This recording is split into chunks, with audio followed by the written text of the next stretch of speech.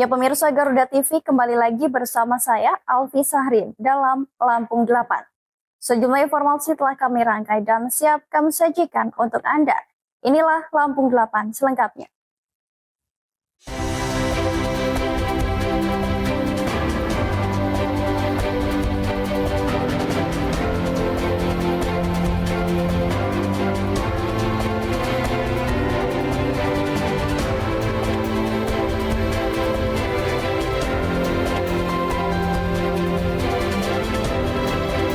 Kerusuhan pecah di perkebunan PT BSA, massa bakar gudang dan mes.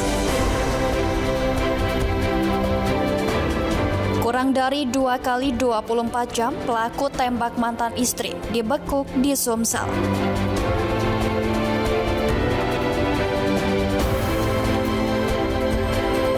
Gudang frozen food terbakar, kerugian 600 juta rupiah.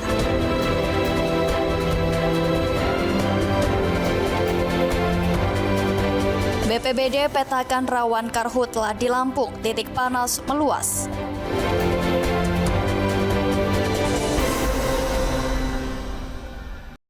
Pemirsa, situasi di area perkebunan PT Bumi Sentosa Abadi atau PT BSA di Dusun Sriwaya, Kampung Aji Tuha, Kecamatan Anak Tuha, Lampung Tengah, mendadak memanas. Sejumlah fasilitas perusahaan dilaporkan dibakar massa setelah sekelompok warga mendatangi lokasi dan mengusir para pekerja serta karyawan pada Rabu siang. Hancurkan! Bunuh! Hancurkan! Hanguskan kantor BW! Hanguskan! Hanguskan! Terus! Hanguskan! Inilah kondisi area perkebunan PT Bumi Sentosa Abadi di Kampung Aji Tuha, Kecamatan Anak Tuha, Kabupaten Lampung Tengah, setelah terjadi aksi pembakaran pada Rabu 12 Agustus 2026. Peristiwa terjadi sekitar pukul 11 siang ketika sekelompok warga mendatangi area perusahaan dan mengusir pekerja serta karyawan. Tak lama kemudian api mulai membesar dan membakar sejumlah bangunan di dalam area perusahaan. Berdasarkan informasi yang dihimpun dari sumber di lokasi, bangunan yang terbakar meliputi mes karyawan, gudang, serta sejumlah fasilitas operasional perusahaan. Bahkan hampir seluruh fasilitas fisik perusahaan dilaporkan hangus terbakar. Sementara itu, masjid menjadi salah satu bangunan yang masih tersisa di area perkebunan. Pasca kejadian, personil gabungan TNI dan Polri langsung diterjunkan ke lokasi untuk mengendalikan situasi dan mengamankan area. Puluhan personil Satuan Brimob Polda Lampung juga diturunkan untuk memperkuat pengamanan, sekaligus mengantisipasi kemungkinan terjadinya gejolak susulan. Hingga Rabu sore, petugas masih melakukan penjagaan ketat di sekitar lokasi. Pihak kepolisian masih melakukan penyelidikan untuk mengungkap pemicu utama aksi pembakaran.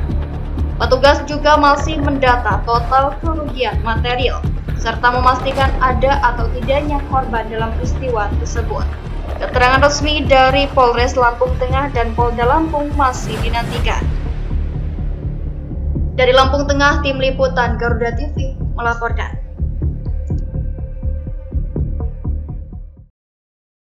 Sementara itu pemirsa, kurang dari 2 kali 24 jam, tim gabungan Polres Mesuji dan Polsek Tanjung Raya berhasil menangkap pelaku pembunuhan terhadap mantan istrinya. Pelaku ditangkap di Desa Sungai Ceper, Kabupaten Ogan Komering Ilir, Sumatera Selatan, saat bersembunyi di rumah keluarganya. Polres Mesuji, mantap! Pelaku pembunuhan mantan istri di Jalan Desa Wiralaga 1, Kecamatan Mesuji, Kabupaten Mesuji, Lampung, akhirnya berhasil ditangkap. Pelaku berinisial AR, 35 tahun, warga Desa Sungai Ceper, Kecamatan Sungai Benang, Kabupaten Ogan Komering Ilir, Sumatera Selatan. AR ditangkap tim gabungan unit Reskrim Polsek Tanjung Raya, Satreskrim Polres Mesuji, dan Polsub Sektor Mesuji pada Selasa dini hari. Penangkapan berawal dari informasi yang diterima petugas terkait keberadaan pelaku di rumah keluarganya di Desa Sungai Ceper. Petugas kemudian bergerak menuju lokasi dan berhasil mengamankan AR tanpa perlawanan. Dari tangan pelaku, polisi turut menyita satu pucuk senjata api rakitan jenis revolver tanpa amunisi. Berdasarkan hasil pemeriksaan awal, AR mengakui menembak mantan istrinya di Jalan Desa Wiralaga 1. Tembakan mengenai bagian paha korban dan menyebabkan korban meninggal dunia di lokasi kejadian akibat kehabisan darah. Rekan-rekan media, hari ini Polres akan melaksanakan kegiatan press release terkait tindak pidana pembunuhan berencana. Adapun dasar daripada tindak pidana itu adalah Satuan Polisi LP-B-31-8 Romawi tahun 2026 dari STKP Polsek Bandung Raya, Polres Menuju Polda Lampung, tertanggal 2 Agustus 2026. Waktu kejadian sendiri pada Senin tanggal 10 Agustus 2026 sekira jam 06.00 di pasar Desa Wiralaga 1, Kecamatan Mesuji, Kabupaten Mesuji. Untuk pelapor yaitu saudara Wahab Saroni bin Sutra, umur 52 tahun. Setelah melakukan penembakan, pelaku melarikan diri ke desa Sungai Cepet, Sumatera Selatan. Polisi menyebut motif sementara pembunuhan diduga karena pelaku emosi setelah korban menolak diajak rujuk dan pergi meninggalkan rumah pelaku. Selain senjata api rakitan, polisi juga mengamankan sejumlah barang bukti, di antaranya pakaian, handuk, rekaman CCTV kaitan dengan perkara. Kini AR telah ditahan di Polres Mesuji untuk menjalani pemeriksaan lebih lanjut. Polisi masih melengkapi berkas perkara dan melakukan penyelidikan terhadap kasus tersebut. Atas perbuatannya, pelaku dijerat pasal 459 Undang-Undang Republik Indonesia Nomor 1 Tahun 2023 tentang KUHP dengan pembunuhan berencana, subsidiar pasal 458 tentang pembunuhan biasa, atau pasal 467 ayat 3 tentang penganiayaan yang mengakibatkan kematian. Pelaku terancam hukuman pidana mati penjara seumur hidup atau pidana penjara paling lama 20 tahun. Dari Mesuji, Lampung, Akif dan Triono, Garuda TV melaporkan. Pemirsa, seorang pria di Dusun 2, Kampung Terbagi Besar, Kecamatan Terbagi Besar, Kabupaten Lampung Tengah, ditemukan meninggal dunia di dalam rumahnya. Korban berinisial AK berusia 31 tahun. Ditemukan istrinya dalam kondisi sudah tidak bernyawa setelah keduanya sempat terlibat cekcok sehari sebelumnya. Suasana duka menyelimuti keluarga di Dusun 2, Kampung Terbagi Besar, Lampung Tengah. Seorang buruh harian lepas berinisial AK, 31 tahun, ditemukan meninggal dunia di rumahnya pada Selasa 11 Agustus 2026 sekitar pukul setengah 8 pagi. Korban pertama kali ditemukan oleh istrinya Suratmi, 33 tahun, yang baru saja kembali ke rumah. Sebelumnya Suratmi dan AK dikabarkan sempat terlibat cekcok pada Senin malam. Setelah terjadi pertengkaran, Suratmi bersama anaknya memilih meninggalkan rumah dan menginap di kediaman orang tuanya. Pagi harinya Suratmi kembali ke rumah, namun alangkah terkejutnya ia ketika menemukan suaminya sudah dalam kondisi tidak bernyawa di bagian plafon rumah. Informasi yang dihimpun menyebutkan korban ditemukan dalam kondisi tergantung dan diduga meninggal dunia akibat bunuh diri.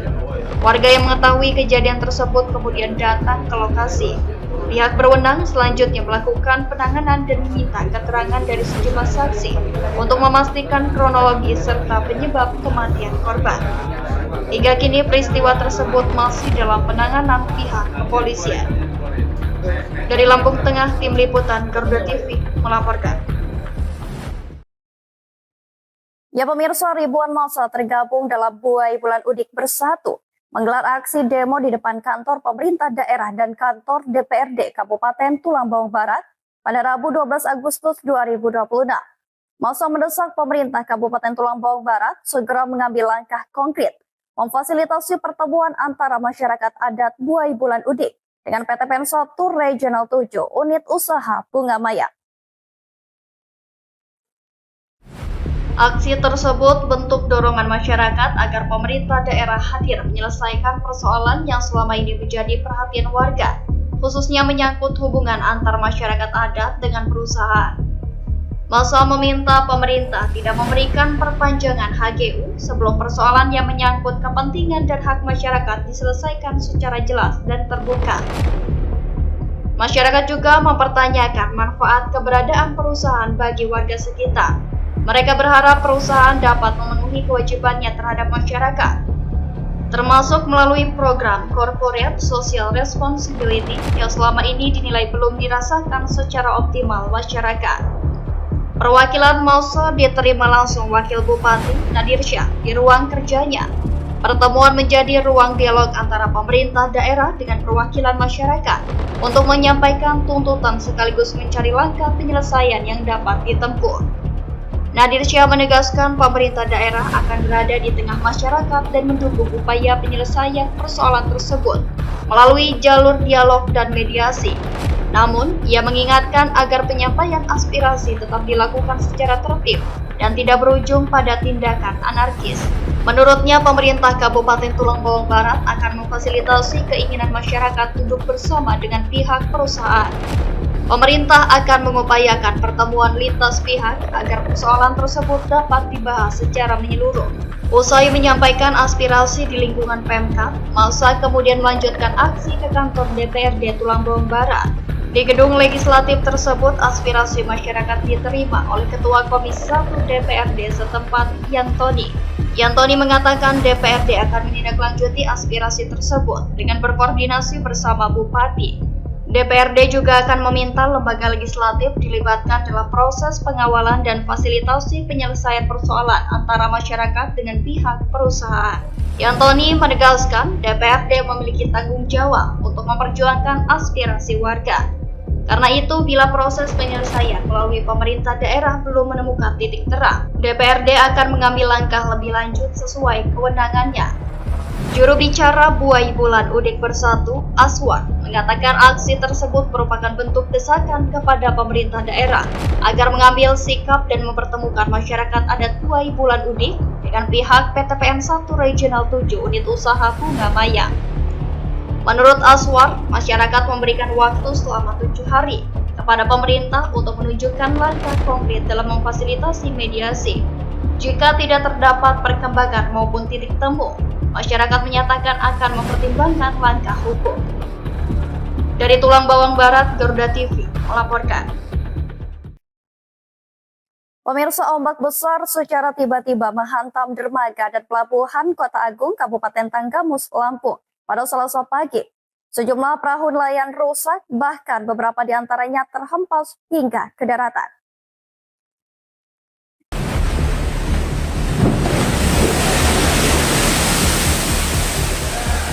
Bener bos, gelombang tinggi.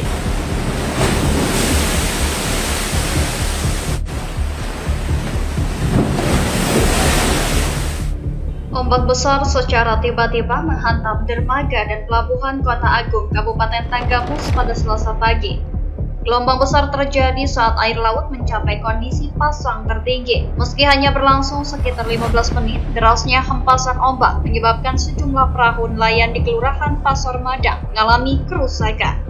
Kerusakan perahu bervariasi, mulai dari rusak ringan hingga rusak berat. Sejumlah perahu mengalami pecah lambung, patah bagian sayap, hingga terhempas ke daratan. Warga bersama para nelayan kemudian bergotong royong mengangkat perahu yang terdampar di sekitar pelabuhan untuk selanjutnya diperbaiki. Kondisi gelombang laut yang tidak bersahabat dalam beberapa hari terakhir juga membuat sejumlah nelayan di Kelurahan Pasar Madang terpaksa tidak melaut. Salah seorang nelayan, Dedi Supriyadi, mengatakan kapal penangkap ikan miliknya terhempas ombak hingga ke daratan. Ia mengeluhkan belum adanya perhatian dan bantuan dari pemerintah terhadap nelayan yang terdampak. Menurutnya, sejumlah kapal penangkap ikan mengalami kerusakan berat. Bahkan ada kapal yang terbelah dan tidak dapat digunakan kembali. Ombaknya itu ombak gede, tadinya putus, nggak ketulungan lagi. Udah lagi ngomong apa? Oh, ini waktu di Labuan Jangkar Pak ya, di pelabuhan Pak ya. Iya. Terus jadi Tiba-tiba ada ombak itu, langsung dia pinggir. Udah nggak ketulungan lagi. memang ombak ini Pak ya? Iya. Ombak ya bulanan Pak ya? Bulanan. Tanggalan itu ombak. Tapi Bapak nggak celaka Pak ya? Nggak ada orangnya waktu itu Pak ya? Ada. Nulungin orang 3 itu udah nggak ketulungan dia. Kita manggilin temennya, udah minggir dia udah. Ngomong apa kita udah. Sementara itu, Ketua Kelompok Nelayan Tanggamus Aco Daeng Masigah membenarkan terjadinya gelombang besar yang menyebabkan sejumlah kapal nelayan mengalami kerusakan. Menurutnya, fenomena gelombang besar seperti ini terjadi hampir setiap bulan. Karena itu, para nelayan diminta lebih berhati-hati dan mempertimbangkan kondisi cuaca sebelum melaut. Ya, ini penyebabnya memang kegiatan rutin tiap bulan. Artinya bukan fenomena, memang sudah hampir tiap bulan. Jadi ombak besar itu ikut dengan pengaruh bulan gitu. Dampak gelombang besar tidak hanya merusak perahu nelayan, tetapi juga berdampak pada sejumlah fasilitas umum. Salah satunya dermaga pelabuhan penyeberangan Kota Agung yang mengalami kerusakan pada bagian lantai jalan. Para nelayan berharap pemerintah segera memberikan perhatian dan bantuan, terutama bagi nelayan yang perahunya mengalami kerusakan berat. Nelayan di Kota Agung berharap kondisi gelombang laut segera membaik.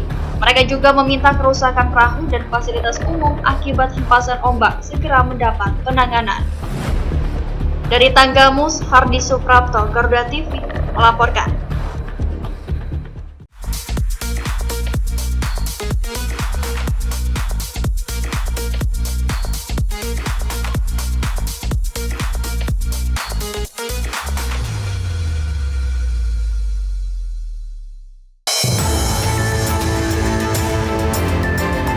Peristiwa apa saja yang menjadi sorotan di tanah air dan mancanegara? Saya Tisa Noveni, inilah laporan 8 update. Kita lihat nanti ya diumumkannya sebagai apa. Memang sudah ada pembicaraan sudah ada. Bersama fakta yang aktual, menghadirkan informasi terkini untuk Anda. Laporan 8 update setiap hari pukul 3 sore hanya di Garuda TV. Ketika fakta mulai terbuka, semua yang tersembunyi perlahan terlihat. Cerita yang terlupakan kembali terungkap dan kebenaran tak bisa dihindari. Lokasi gudang ini ditemukan hasil dari rangkaian penyelidikan. Ada 1.494 hasil keterangan unit yang ditemukan di dalam gudang ini. Saksikan Kriminal Plus 62 akhir pekan, Sabtu dan Minggu, pukul 9 malam, hanya di Garuda TV. Yang pertama dan paling hangat, informasi yang menemani Anda memulai ragam aktivitas. Yang ada di daerah, karena intensitas hujannya masih bagus, maka petani itu begitu panen, dia pengen segera nanam, ngumpul hujannya masih. Jadikan pagi Anda lebih berarti dengan kabar terkini. Laporan 8 pagi setiap hari pukul 6 pagi. Hanya di Garuda TV. Oke. Mau kemana? Di balik ramainya jalan raya, ada garda terdepan yang siaga menjaga, memberi edukasi, mengarahkan pengguna jalan, dan menjadi pelindung keselamatan. Ini pelatihan di belakang nggak ada, kenapa kok nggak ada? Buru-buru boleh, tapi utamain keselamatan. Ini nggak ngelindungin kepala kamu ya, helm yang melindungi kepala. Saksikan Garda Jalan Raya setiap hari, pukul 8:30 malam, hanya di Garuda TV. Perkembangan informasi paling aktual. Anak kecil teriak-teriak kebakaran, saya tengok terusan pintunya. Peristiwa yang terjadi setiap saat disajikan untuk Anda. Lingkungan hidup ini, maka saya yakin dan aparat di Kementerian Lingkungan Hidup akan bisa. Laporan 8 siang, setiap hari, pukul 12 siang, hanya di Garuda TV.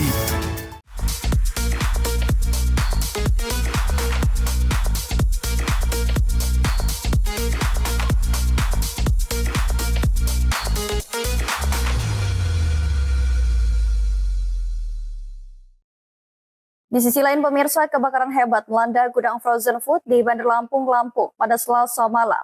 Api membakar gudang seluas sekitar 1.000 meter persegi dan menghanguskan berbagai peralatan serta 3 kendaraan.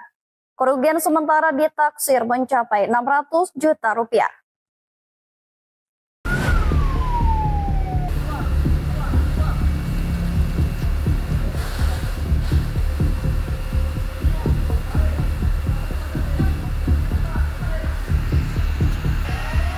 Sekretaris Dinas Pemadam Kebakaran dan Penyelamatan Damkarmat Kota Bandar Lampung Ahmad Husni menjelaskan, petugas pemadam kebakaran Kota Bandar Lampung menerima laporan pada pukul 21:09 waktu Indonesia bagian Barat dan langsung mengerahkan armada menuju lokasi.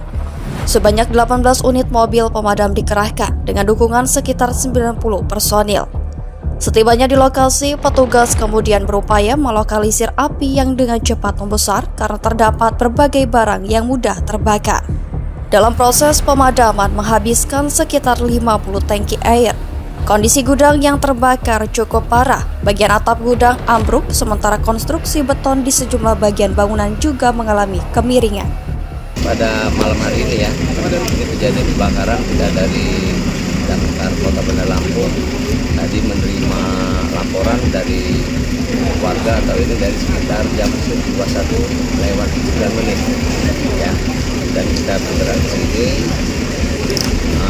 Kalau kronologis tadi kita tanya ke ada seseorang yang jaga di sini, ya tadi katanya listrik ada karena ini posisi tertutup gudang tertutup, ya ada di sini pas dilihat sudah bisa. Petugas sempat menarik mundur personil karena suhu panas dan kondisi bangunan yang dinilai membahayakan. Api berhasil dipadamkan setelah proses pemadaman berlangsung lebih dari 2 jam dan dinyatakan selesai pada pukul 23:46 waktu Indonesia bagian Barat. Ada satu kendaraan mobil dan ada 2 kendaraan motor ya, roda 2 beserta sama perangkat-perangkat elektronik. Ini atapnya sudah ambruk ya, dan ada semen yang atau ini betonnya sudah ada kemiringan, dan tadi sempat kita tarik mundur dulu anggota kita karena lagi membuat panas. Warga masyarakat Kota Bandar Lampung kita selalu waspada sebelum meninggalkan rumah itu, kita harus seperti kompor jangan ditinggalkan dalam hidup. Tidak ada korban jiwa dalam peristiwa ini. Kerugian sementara ditaksir mencapai 600 juta rupiah. Dari Bandar Lampung, Hermawan Kanujaya, Garuda TV, melaporkan. Pemirsa, Badan Penanggulangan Bencana Daerah atau BPBD Provinsi Lampung memetakan sejumlah wilayah di bagian utara provinsi sebagai kawasan rawan titik panas atau hotspot. Di tengah musim kemarau, laporan kebakaran hutan dan lahan terus bermunculan. BPBD menyebut hampir 80% kebakaran dipicu faktor manusia. Berdasarkan pemantauan Pusat Pengendalian Operasi atau Pusdalops BPBD Provinsi Lampung, sejumlah wilayah di bagian utara menjadi kawasan yang dominan memunculkan titik panas. Wilayah tersebut meliputi Lampung Utara, Waikanan, Tulang Bawang, Tulang Bawang Barat, dan Mesuji. Waikanan sebelumnya juga tercatat sebagai salah satu wilayah dengan kemunculan hotspot terbanyak. Hingga Agustus 2026, BPBD Provinsi Lampung mencatat 14 laporan kebakaran lahan. Dari jumlah tersebut, 6 laporan terjadi di pesisir barat, 3 di Mesuji, 2 di Tulang Bawang, serta masing-masing 1 laporan di Pesawaran, Pringsewu, dan Lampung Barat. Di pesisir barat, kebakaran terjadi di sejumlah lokasi, diantaranya Desa Pemancar, Kecamatan Pesisir Utara, Desa Sukarame, Kecamatan Ngaras, Desa Rawas dan Pekon Rawas, Kecamatan Pesisir Tengah, serta Desa Ngambur, Kecamatan Ngambur. Luas lahan yang terbakar bervariasi, mulai dari ribuan meter persegi hingga kurang dari 1 hektar. Sementara di Mesuji, kebakaran terjadi di Desa Bangun Jaya, Sri Tanjung, dan Tanjung Menang. Beberapa titik di kawasan ini terjadi di lahan gambut dengan luas kebakaran mencapai hingga 5 hektar. Di Tulang Bawang, kebakaran tercatat terjadi di Desa Agung Dalam, Kecamatan Banjarmargo, dan Desa Ujung Gunung, Kecamatan Menggala. Sedangkan di Pesawaran, kebakaran melanda sekitar 2 hektar lahan di Desa Margodadi, Kecamatan Padang Cermin. Terus juga sebenarnya dari 14 laporan karhutla ini sebenarnya masih tergolong sangat-sangat kecil ya untuk kategori karhutla. Lebih mengarah ke kebakaran lahan sebenarnya daripada karhutla. Dari 14 kabupaten ini, dari 14 laporan ini sebenarnya tidak ada yang mencapai 10 hektar per satu laporan kebakaran hutan dan lahannya. Paling tinggi itu di daerah Mesuji itu dilaporkan dengan luasan lahan terbakar diperkirakan 5 hektar.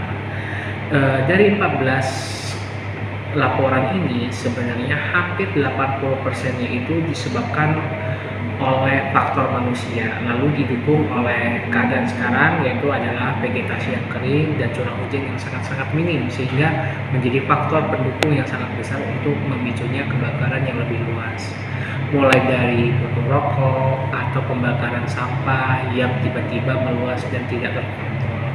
Maka dari itu, dari kita di bawah BPBD Kabupaten Kota selalu sigap dan langsung menangani sebelum luasan lahannya makin terjadi atau makin melebar. Kasus serupa juga terjadi di Pringsewu dan Lampung Barat dengan luas lahan terbakar masing-masing kurang dari 1 hektar dan sekitar 0,5 hektar. Petugas menyebut hampir 80% kebakaran lahan dipicu aktivitas manusia, mulai dari pembuangan puntung rokok sembarangan, pembakaran sampah, hingga pembukaan lahan dengan cara membakar yang tidak terkontrol. Kondisi ini diperparah vegetasi yang mulai mengering dan rendahnya curah hujan selama musim kemarau.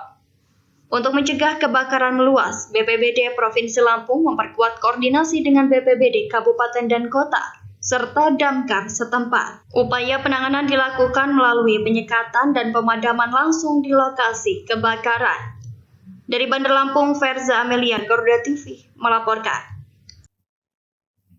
Pemirsa, pemerintah Provinsi Lampung resmi mengubah nama Rumah Sakit Jiwa Daerah menjadi Rumah Sakit Alam Syahrato Perwira Negara pada Rabu 12 Agustus 2026.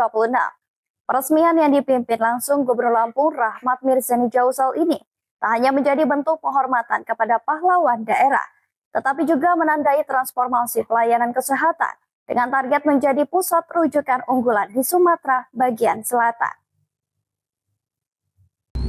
Kita saksikan tayangan video peresmian nama baru rumah sakit yang awalnya adalah Rumah Sakit Jiwa Daerah Provinsi Lampung menjadi Rumah Sakit Alam Syahrato Perwira Negara.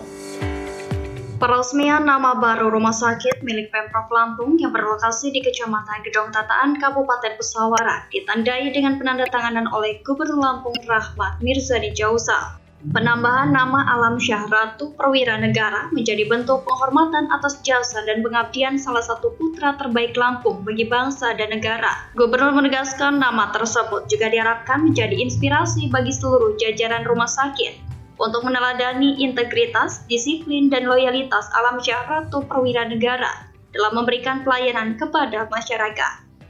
Ini adalah bentuk penghormatan pemerintah Provinsi Lampung kepada salah satu putra terbaik yang telah memberikan pengabdian besar bagi bangsa dan negara.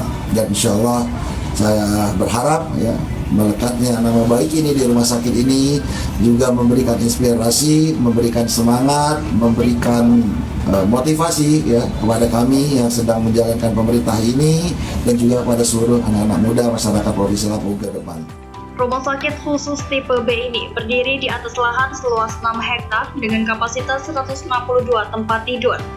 Rumah sakit didukung 325 pegawai, termasuk 15 dokter spesialis dan subspesialis. Sejumlah layanan unggulan juga tersedia, diantaranya subspesialis kedokteran jiwa, konsultan anak dan remaja, serta geriatri. Dari sisi teknologi, rumah sakit ini juga dilengkapi peralatan medis modern seperti transcranial magnetic stimulation and quantitative electroencephalography. Tak hanya memperkuat fasilitas, Rumah Sakit Alam Syahrato Perwira Negara juga mencatatkan sejumlah capaian. Pihak keluarga almarhum Alam Syahrato Perwira Negara turut menyampaikan apresiasi atas pengabdian yang diabadikan melalui nama rumah sakit. Keluarga berharap rumah sakit ini mampu memberikan pelayanan medis yang prima, profesional, dan humanis bagi masyarakat. Pemprov Lampung juga terus mendorong transformasi digital dan inovasi pelayanan, diantaranya melalui program Hello Care, Curhat Yuk, dan Sobat Jiwa. Inovasi tersebut diharapkan dapat memperluas akses masyarakat terhadap layanan kesehatan, sekaligus memperkuat posisi Rumah Sakit Alam Syahrato Perwira Negara sebagai pusat pelayanan kesehatan jiwa dan umum.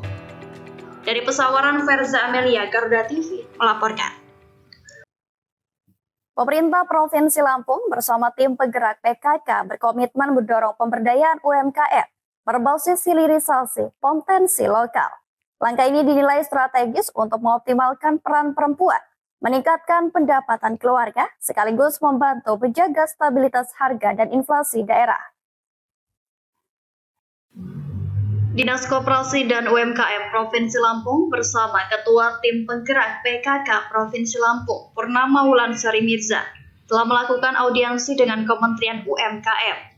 Pertemuan ini membahas strategi pemberdayaan UMKM di seluruh kabupaten dan kota dengan menitik beratkan pada hilirisasi produk lokal. Berdasarkan data, hampir 49% pengelola UMKM di Lampung merupakan perempuan. Karena itu, keterlibatan ibu-ibu PKK dinilai strategis untuk menggerakkan perekonomian dari tingkat desa, sekolah, dan lapangan kerja.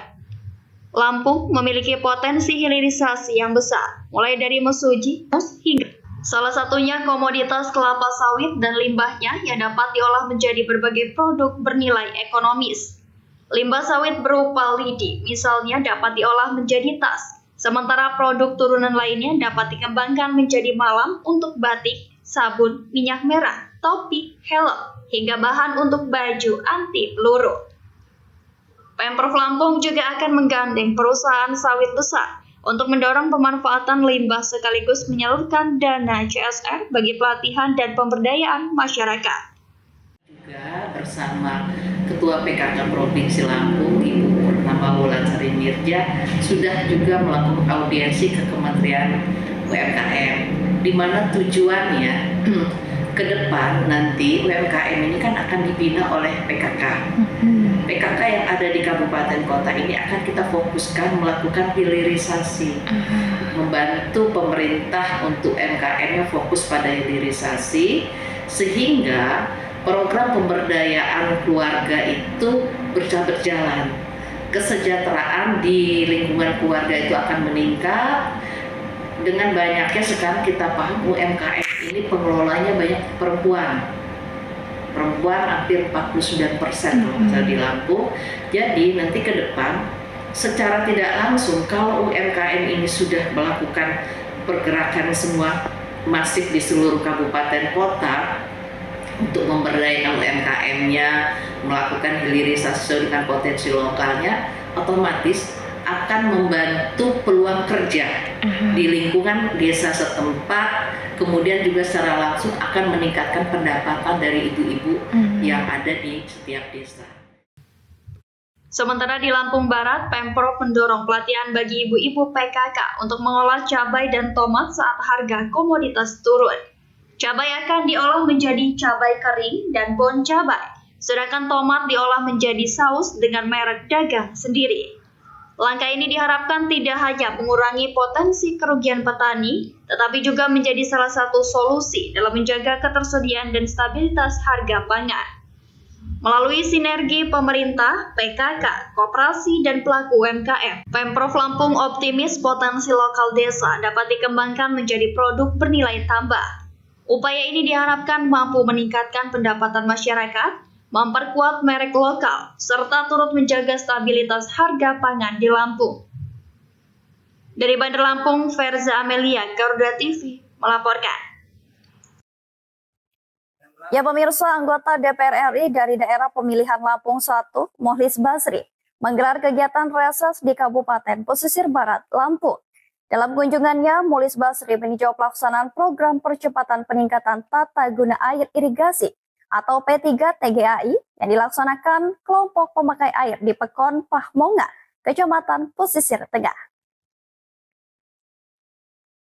Anggota DPR RI dari daerah pemilihan Lampung 1, Mohlis Basri, menggelar kegiatan reses di Kabupaten Pesisir Barat, Lampung. Dalam kunjungannya, Mohlis Basri meninjau pelaksanaan program percepatan peningkatan tata guna air irigasi atau P3 TGAI yang dilaksanakan kelompok pemakai air di Pekon Pahmongan, Kecamatan Pesisir Tengah.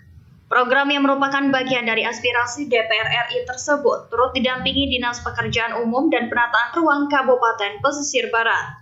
Selain mendukung peningkatan infrastruktur irigasi, Program P3 TGAI juga dilaksanakan dengan pola padat karya, sehingga memberikan manfaat langsung bagi masyarakat setempat melalui keterlibatan tenaga kerja lokal. Saat meninjau lokasi kegiatan, Mukhlis Basri mengaku melihat hasil pelaksanaan program yang dinilai cukup baik dan memberikan dampak nyata bagi masyarakat. Nah, alhamdulillah ya hasil pekerjaannya. Ini ada ketua kelompoknya Pak Supinor ya, ketua kelompok P3AI-nya. Ternyata hasilnya luar biasa ya. Menurut saya program ini betul-betul sangat luar biasa. Karena saya juga sudah saya titipkan kepada seluruh kelompok ini supaya pekerjaan ini memang harus dikerjakan dengan baik, ya benar, ya maksimal, tepat waktu, ya dan kualitasnya juga harus dijaga dengan baik. Karena program ini kan mereka yang mengerjakan dan peruntukannya pun untuk mereka. Melalui program tersebut, diharapkan infrastruktur irigasi di wilayah pesisir barat semakin baik dan mampu mendukung aktivitas pertanian serta meningkatkan produktivitas masyarakat. Kegiatan reses ini sekaligus menjadi momentum bagi anggota DPR RI untuk melihat langsung pelaksanaan program aspirasi dan manfaatnya bagi masyarakat di daerah pemilihan. Dari pesisir barat, Hendri Wibowo, Garuda TV, melaporkan.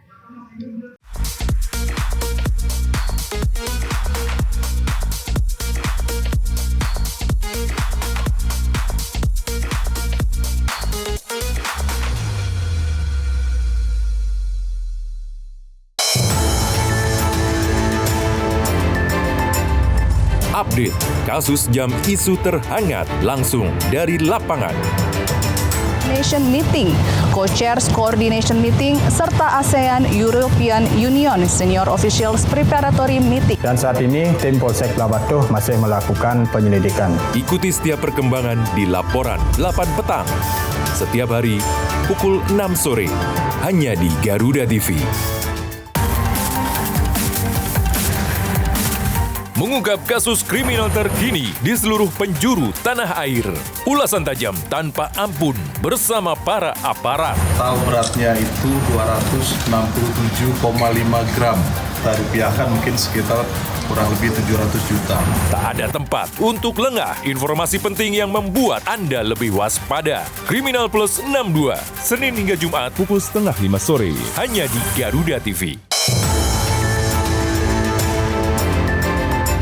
Berbagai peristiwa penting terjadi sepanjang hari. Doakan semoga para korban bisa segera kita bawa ke rumah sakit. Berita faktual dan mendalam yang menjadi sorotan kami rangkum untuk menutup aktivitas Anda. Terus bertambah, tapi kita doakan semoga proses evakuasi bisa dapat selesai. Saksikan Laporan 8 malam setiap hari pukul 10 malam hanya di Garuda TV. Dari darat, laut, hingga udara, inilah pasukan khusus yang siap melaksanakan misi paling berbahaya. Menjaga langit Nusantara dengan teknologi canggih dan strategi militer modern. Dalam perang modern sendiri, yang dibutuhkan bukan selalu kecepatan tinggi, melainkan ketepatan sasaran. Saksikan In Militer, Senin hingga Jumat pukul 1:30 siang, hanya di Garuda TV. Dalam setiap langkah besar bangsa, selalu ada sosok yang menentukan arahnya. Bersama tokoh berpengaruh di negeri ini. Keadilan ingin sama-sama bagaimana membuat negeri ini bersih. Sekarang sudah tumbuh 13%, jadi saya lihat oke. Menunjukkan adanya sebuah lembaga peradilan yang bermartabat. Let's go back to basic. Orang penting, setiap Jumat pukul 9 malam, hanya di Garuda TV.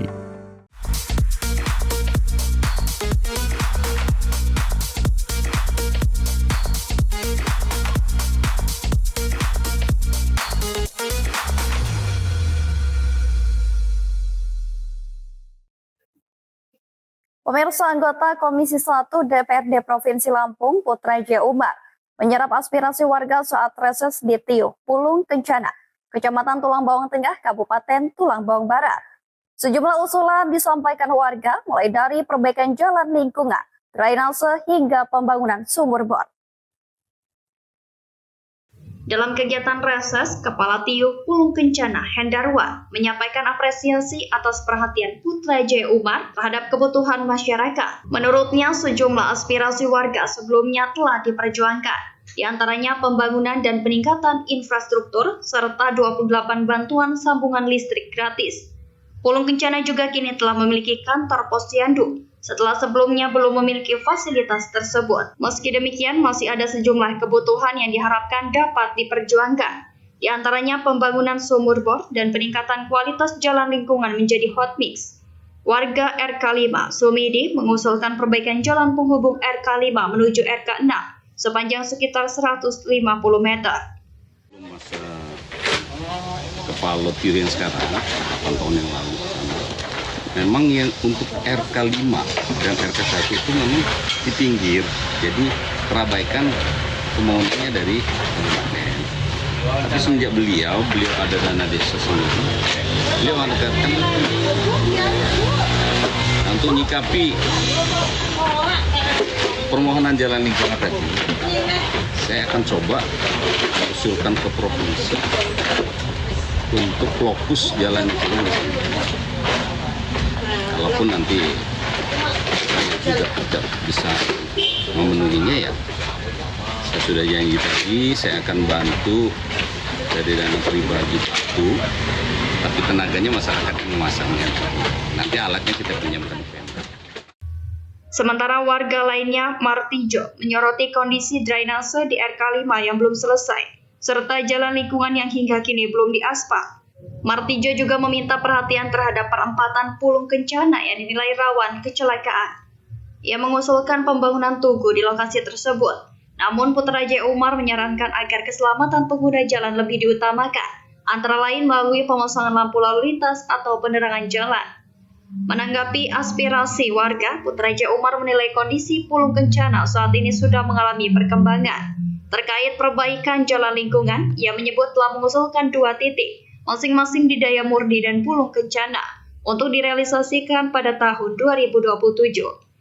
Namun jika tahun depan belum terwujud, ia menyatakan siap membantu pengadaan material batu secara pribadi, sementara pelaksanaan pekerjaan akan dilakukan masyarakat secara gotong royong.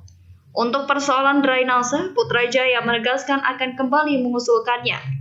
Ia juga mengaku terus berkoordinasi dengan DPR RI, termasuk Hanan Arozak, untuk mendorong dukungan pembangunan bagi masyarakat di wilayah tersebut. Selain infrastruktur, warga juga menyampaikan kebutuhan sumur bor, terutama untuk mengatasi kesulitan air saat musim kemarau. Dari Tulang Bawang Barat, Elta Metia, Garuda TV, melaporkan. Ya pemirsa, Komisi 1 DPRD Kota Bandar Lampung menggelar hearing terkait pengaduan dugaan gangguan keamanan dan ketertiban lingkungan pada Rabu 12 Agustus 2020. Pengaduan tersebut menyangkut dugaan pengancaman yang melibatkan seorang linmas terhadap warga di Tanjung Agung Raya, Kedamaian, Bandar Lampung. Pengaduan disampaikan Septiani, warga Jalan Putri Palau, Gang Walet, Tanjung Agung Raya, Kedamaian, Bandar Lampung. Ia mengaku sepupunya yang akrab disapa Eneng diduga mengalami pengancaman dari Wito pada Kamis 6 Agustus 2026 sekitar pukul 1 dini hari. Peristiwa bermula saat Eneng menegur Wito karena suara bisingnya dinilai mengganggu warga yang sedang beristirahat. Septiani menuturkan Wito kemudian diduga melontarkan ancaman dan melempar botol minuman ke arah pintu dapur rumah keluarganya. Ketua Komisi 1 DPRD Kota Bandar Lampung, Miss Kustini, mengatakan pihaknya berupaya mendengarkan keterangan dari kedua belah pihak. Namun ia menyayangkan karena pihak yang diduga terlibat merupakan anggota Linmas, yang seharusnya turut menjaga keamanan dan ketertiban di lingkungan. Sementara itu, Wito mengakui perbuatannya dan menyampaikan permohonan maaf kepada pihak yang merasa dirugikan. Ia mengaku menyesal dan terbawa suasana saat peristiwa terjadi. Hearing juga dihadiri perwakilan kepolisian. Pihak kepolisian menyampaikan kedua belah pihak ternyata masih memiliki hubungan keluarga, yaitu sepupu dengan istri Wito. Atas dasar tersebut, kepolisian berharap persoalan dapat diselesaikan secara kekeluargaan. Pada saat ribut-ribut, ibu langsung lapor aja ke lurah atau RT. Gitu. Mungkin karena merasa takut ya, takut terancam karena kata-kata yang dikeluarkan oleh Pak Wito, tapi saya yakin Pak Wito itu orang normal. Makanya benar Pak, saya yakin kan makanya dia bisa jadi linmas, karena kita mengangkat lintas ya Pak Pol PP, nggak mungkin. Menindaklanjuti hal ini, Miss Kustini menyerahkan keputusan penyelesaian kepada pihak yang merasa dirugikan, namun mendorong agar jalur kekeluargaan dapat menjadi pilihan. Komisi 1 DPRD Kota Bandar Lampung berharap penyelesaian secara kekeluargaan dapat menjadi jalan keluar, sekaligus menjaga hubungan antar warga dan mengembalikan keamanan serta ketertiban di lingkungan. Dari Bandar Lampung, Elta Metia, Garuda TV melaporkan. Pemirsa, pemerintah Kota Bandar Lampung bergerak cepat menindaklanjuti catatan Badan Pemeriksa Keuangan RI Perwakilan Lampung terkait pelaksanaan program umroh dan wisata religi tahun anggaran 2025. Langkah tersebut dilakukan atas instruksi Wali Kota Bandar Lampung Eva Duyana sebagai upaya memperkuat transparansi, kepatuhan terhadap regulasi, serta tata kelola pemerintahan yang akuntabel. Catatan BPK antara lain berkaitan dengan mekanisme penetapan peserta yang perlu disesuaikan dengan Peraturan Menteri Dalam Negeri Nomor 15 Tahun 2024. BPK juga menyoroti belum adanya surat keputusan tim seleksi, serta mekanisme pemberian apresiasi langsung oleh Wali Kota dalam sejumlah kegiatan kemasyarakatan. Menindaklanjuti hal tersebut, Pemkot Bandar Lampung melakukan evaluasi dan menyiapkan sejumlah langkah pembenahan. Kepala Bagian Kesejahteraan Rakyat Setda Kota Bandar Lampung, Joni Asman, mengatakan arahan Wali Kota sangat jelas, yakni menjadikan rekomendasi BPK sebagai momentum memperbaiki tata kelola program agar tetap berjalan sesuai koridor hukum. Sebagai tindak lanjut, Wali Kota dalam waktu dekat akan menerbitkan SK pembentukan tim seleksi resmi. Tim tersebut nantinya bertugas memastikan proses penjaringan peserta berjalan objektif, transparan, dan profesional. Pemkot juga tengah mempercepat penyusunan petunjuk teknis pelaksanaan yang mengacu pada Permendagri Nomor 15 Tahun 2024. Juknis tersebut akan mengatur secara rinci kriteria peserta, mekanisme pendaftaran hingga tahapan verifikasi faktual. Pembenahan dilakukan untuk memperkuat asas kepatutan, kewajaran, serta efektivitas pengelolaan anggaran daerah. Joni menegaskan evaluasi tersebut bukan berarti program umroh dan wisata religi dihentikan. Sebaliknya, penyesuaian dilakukan untuk memastikan seluruh proses memiliki dasar hukum yang lebih kuat dan dapat dipertanggungjawabkan. Program wisata religi dan umroh tersebut selama ini disebut memberikan dampak positif bagi pembinaan mental spiritual aparatur maupun masyarakat. Berdasarkan data tahun anggaran 2025, program tersebut telah memfasilitasi 1.665 aparatur sipil negara, terdiri dari 279 pegawai instansi vertikal dan 1.386 pegawai yang tersebar di 32 organisasi perangkat daerah di lingkungan Pemkot Bandar Lampung. Dari Bandar Lampung, Tim Liputan Garuda TV melaporkan. Informasi lainnya pemirsa, Pangdam 21 Raden Inten Maijen TNI Christomay Sianturi mengingatkan ribuan mahasiswa baru Universitas Lampung agar tidak mudah percaya dan menyebarkan informasi yang beredar di media sosial. Pesan tersebut disampaikan Pangdam Christomay saat memberikan pembekalan bertajuk Bela Negara Zaman Now dalam rangkaian pengenalan kehidupan kampus bagi mahasiswa baru Unila 2026 di Gedung Serbaguna Unila. Pembekalan tersebut diikuti 9.450 mahasiswa baru. Sebanyak 4.000 mahasiswa hadir secara langsung, sedangkan 5.450 lainnya mengikuti kegiatan secara daring. Di hadapan mahasiswa, Christomay menegaskan bahwa medan bela negara saat ini telah mengalami perubahan. Bela negara tidak lagi semata-mata berkaitan dengan senjata, tentara maupun peperangan secara fisik. Bela negara zaman sekarang bukan lagi semata-mata tentang senapan dan tank. Medan perjuangan telah berubah. Perang informasi kini berada dalam genggaman melalui telepon seluler. Menurutnya, media sosial memiliki pengaruh besar terhadap kondisi sosial dan ketahanan bangsa. Karena itu, mahasiswa sebagai generasi muda harus memiliki kemampuan untuk memilah informasi yang diterima. Pangdam menekankan informasi yang viral tidak serta-merta dapat dianggap sebagai kebenaran. Mahasiswa diminta membaca informasi secara utuh, mempertanyakan isinya, mengecek sumber, serta memahami konteks sebelum mengambil kesimpulan.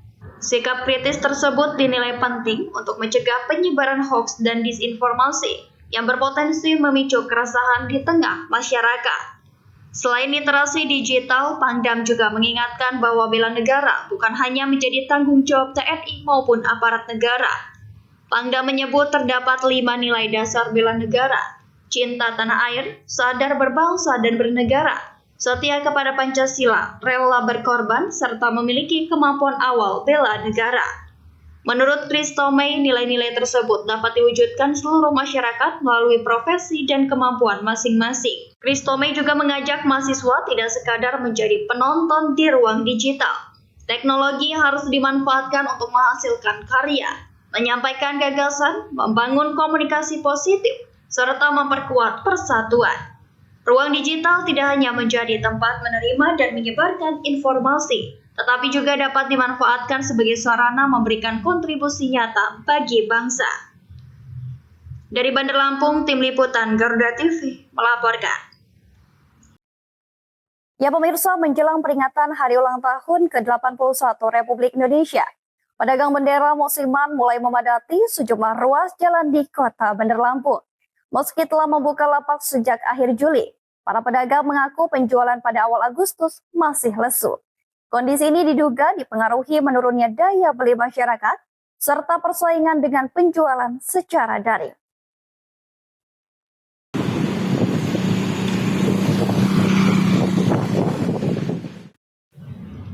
Beginilah suasana sejumlah ruas jalan protokol di Kota Bandar Lampung, Lampung yang mulai diramaikan pedagang bendera musiman menjelang peringatan Hari Kemerdekaan Republik Indonesia.